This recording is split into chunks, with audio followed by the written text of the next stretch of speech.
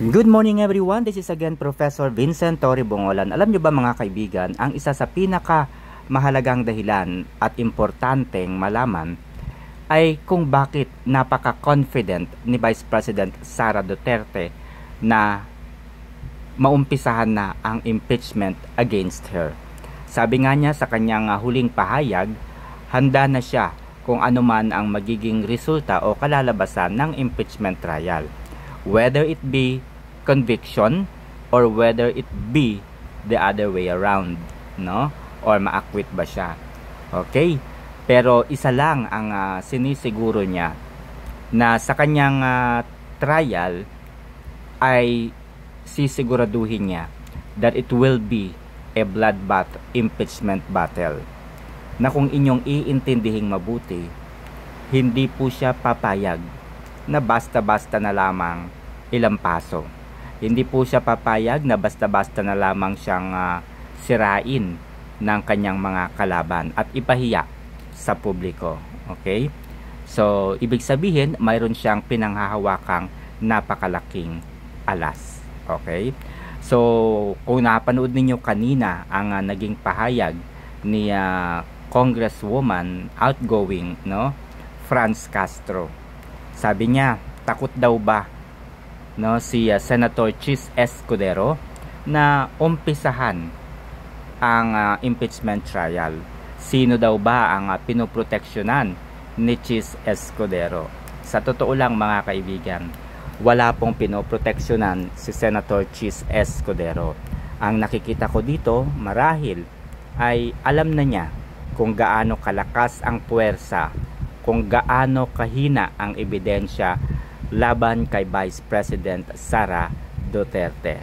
So, para maging maayos po, para maging legal at maging kumbaga make sense ang magiging trial, ginagawa na lamang po niya ng paraan to postpone, no, to postpone the impeachment para hindi po kumbaga umabot doon sa pag-i-expire nga po ng 19th Congress. Okay, so kaya kung tutuusin, June 2 po ang pagpipresenta ng mga articles of impeachment. Pero ginawa po itong June 11. Okay.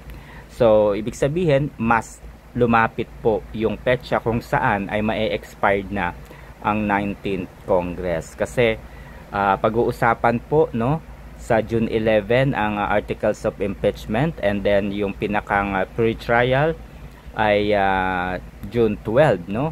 And then after 10 days susulatan ang kampo ni Vice President Sara Duterte, at yung sulat na po yun ay through snail mail po, no?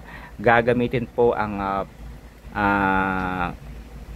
yung ating mail system natin, no? Hindi po pwede yung LBC, Government Philippine Postal Corporation po ang magse-send, no, ng letter from the Senate or from the prosecutor to Senate, and then Senate to Vice President. Tapos sasagot po ang Vice Presidente, ipapadala rin po ito through email, through mail, no, at sasagot po ang kabilang kampo ng another 10 days.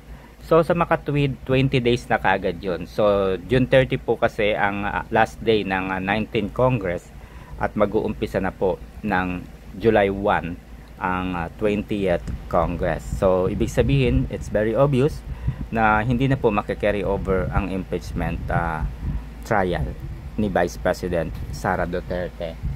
Okay, so ito po ang pinakamalaking alas ni Vice President Sara Duterte. Binanggit na po niya sa kanyang huling pahayag kung sino-sino ang kanyang mga magiging defense counsel.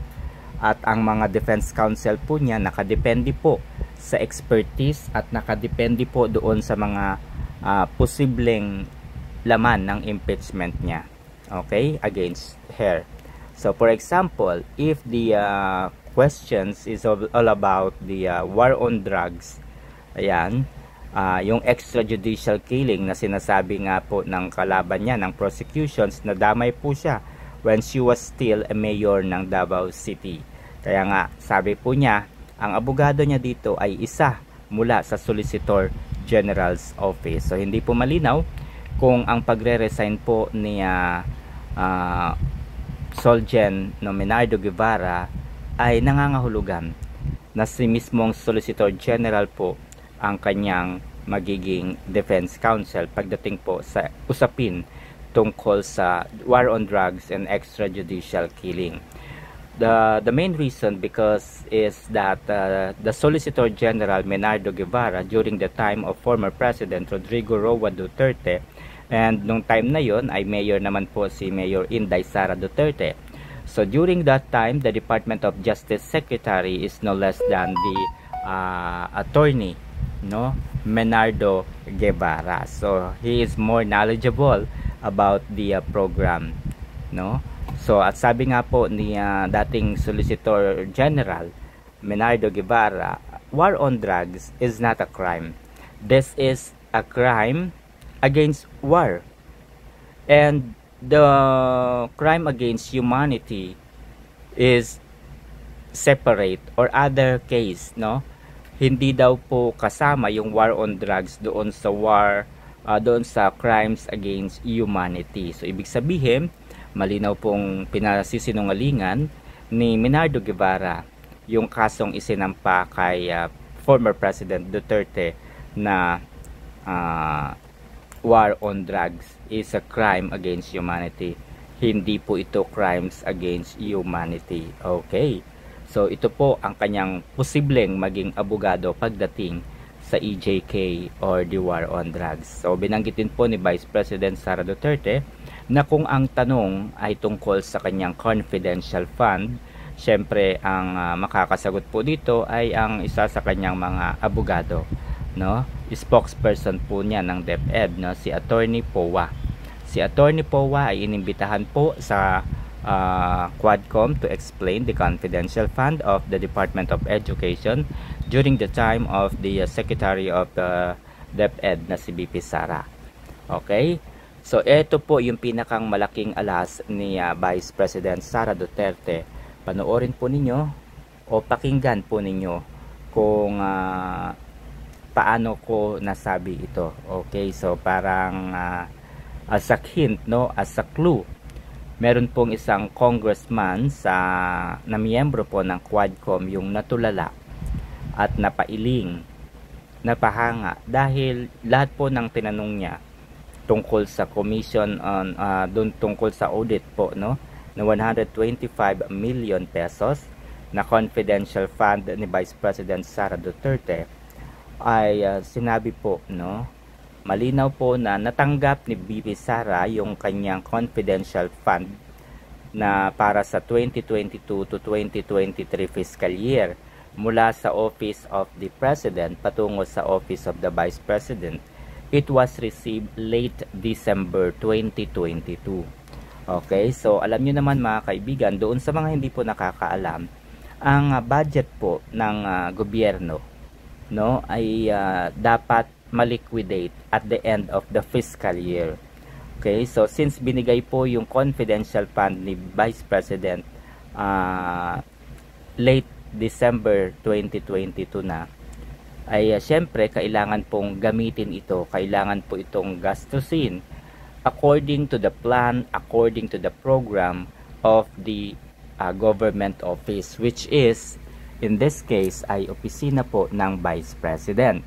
So kung titingnan po ninyo mga kaibigan, binigay po yung pondo ng late December of 2022. So how many days are left before the end of the fiscal year? So kinakailangan na po niya talagang gamitin, bayaran po yung mga naging tao para sa kanyang pinapaimbestigahan. It's either an office or it's either an individual. So or it's either an office na kailangan pong investigahan for graft and corruption, terrorism, and other crimes. So syempre, para mangyari po ito, kailangan niyang magbayad ng mga intelligence. Andyan po yung mga kapulisan na magsasagawa ng isang napakabigat na tungkulin, which is manaliksik. Andyan din po ang NBI at iba pang ahensya ng gobyerno na syempre gagawa ng paraan para tulungan na mahanap yung ipinahahanap ng Office of the Vice President. So, kailangan po kasing maliquidate kaagad yon at the end of the fiscal year, or else ito po ay isasole sa Department of Budget and Management. Okay, nung tinanong po si Vice President sa Quad Committee hearing, sinabi po niya ang dahilan, no, na ginamit niya yung pondo nang naaayon sa kanyang programa. At ito nga, inimbitahan ang taga-COA at tinanong po ni Congressman Acop, tama ba na ginastos ni BP Sara o tama ba ang pagkakagastos sa 125 million pesos na confidential fund ng Office of the Vice President? Ang sagot po ng taga-COA, tama, maayos naman, nakasealed naman, may liquidation report naman. Ang tanong, meron bang mga ebidensya na ipinakita, no? May mga proof ba na ipinakita ang Office of the Vice President para masiguro na yung 125 million pesos na kanyang confidential fund ay ginamit sa tama, maayos at legal na pamamaraan ayon sa purpose ng ipinapa-imbestigahan ng Office of the Vice President. At ayon po sa COA ay naayos naman, tama naman, and in fact nagsumiti po ng liquidation report ang Office of the Vice President. Ganun din po yung yung DepEd, no? Nandun din po yung sa DepEd, inamin po ng mga resource person na nagsumite po sila ng mga liquidation report. Kaya nga po natulala itong congressistang ito. Hindi po siya makapaniwala na ito po ang dahilan kung bakit nagbigay po ng unmodified, unqualified opinion ang Commission on Audit, dahil naaayon po sa programa ng OBP yung paggastos nito na 125 million pesos. And take note, meron po itong liquidation kasi meron pong pahabol na tanong itong kongresistang ito kung meron bang ebidensya, meron bang maipakikitang ebidensya o proof na dito nga ginamit ni Vice President yung kanyang 125 million pesos. At sabi po ng COA, yes, meron pong isinumiting mga reports, mga liquidation report ang Office of the Vice President. So panoorin po natin at pakinggang mabuti. Okay, there you go. Kino-confirm nyo na yung amount na 125 million was spent by the Office of the Vice President in 11 days. And that would be amounting to 11.3 thereabouts million per day. Looking at the financial statements, there was an expenditures recorded of the same amount, the 125 million. So that was the reason why we, of course, it's correct to say that that was the 125 million was expended.